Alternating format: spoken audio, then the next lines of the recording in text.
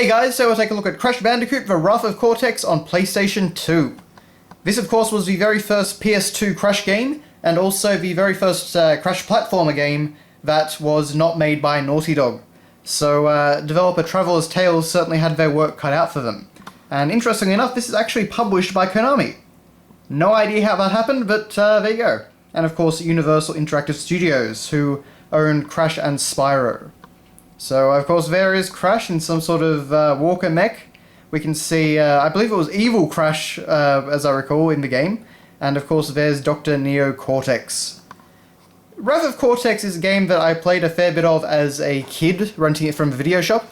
But, to be honest, I don't think this one holds up very well at all. The actual, the platforming gameplay is still quite fun, even if the controls aren't nearly as tight as they were on the PS1. But all the gimmick levels just kind of, I don't know, I don't really enjoy them very much. But of course we have our screenshots showing off the lovely new graphics, and of course all the different gameplay styles. And Coco of course was playable. You go girl, for the first time ever Crash's tough as nails sister Coco was fully playable. But poor old, what's her name, Shauna, left in the dust.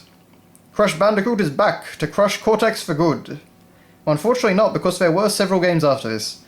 But it's basically what you would expect. Now, some other excellent looking screenshots there.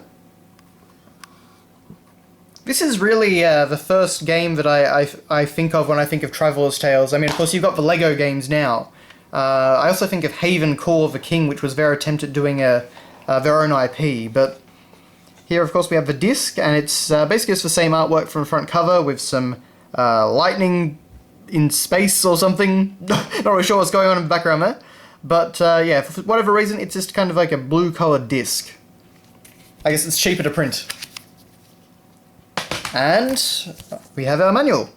So, it is actually in full colour, so that's rather nice. You can see we've got some pipes in the background there. In fact, pretty much every page has kind of like a different level environment from the game. They don't really show off that well. The camera probably won't show it up very well, but if you actually look at this with a naked eye, the textures and whatnot look very, very bad.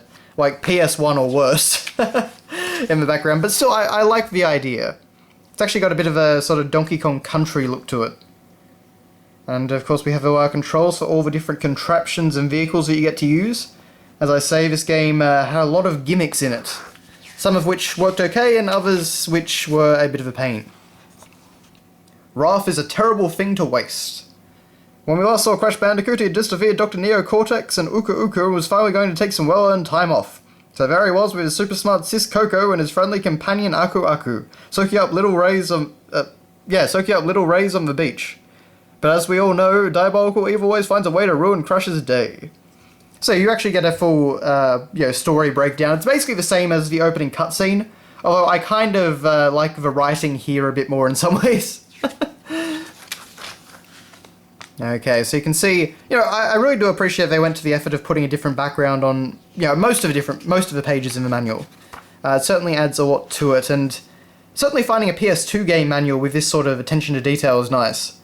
You can see we've got renders of Wumpa Fruit, Aku Aku, crystals, all the different coloured gems, of course, the relics from Crash 3,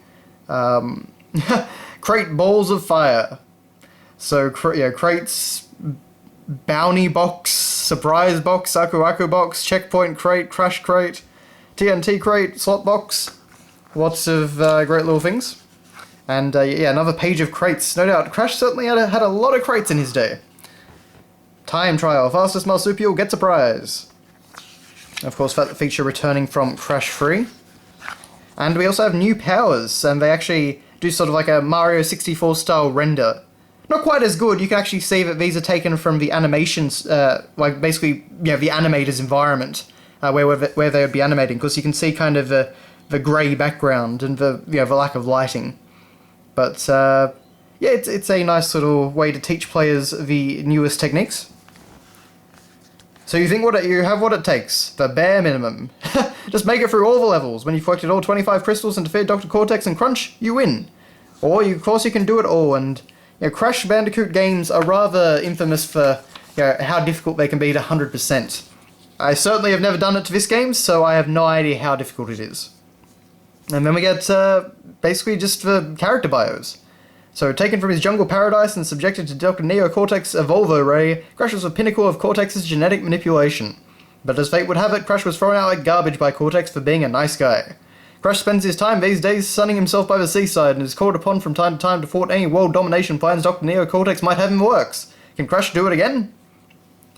And, yes, so then we have... so it wasn't, well, it was kind of like an evil Crash, but he was called Crunch. So yes, he was a Super Bandicoot. And then, of course, we have returning villains like Tiny the Tiger, Dingodile, Dr. Nefarious, well, Dr. N, Dr. Njin, and Uka Uka. So yeah, I do really like the fact that they have all these different pictures and details. It really does feel like a classic sort of manual. So, yeah. But that is all there is there. And then on the back here, Spyro is back, 2002, in a very disappointing game in my opinion. Apparently, according to the developers, that one isn't actually quite, it was never quite finished properly. They just had to rush it out, but yes, something for another time. But that is your look at Crash Bandicoot, The Wrath of Cortex. As I say, actually, it's a pretty good package for collectors, in terms of the manual and the box and all that. But, yeah, the game itself, I'm not a huge fan of. It's okay, but it's certainly not quite as good as Crash 2 and 3. But that's all for me, so thank you very much for watching, and I'll see you next time.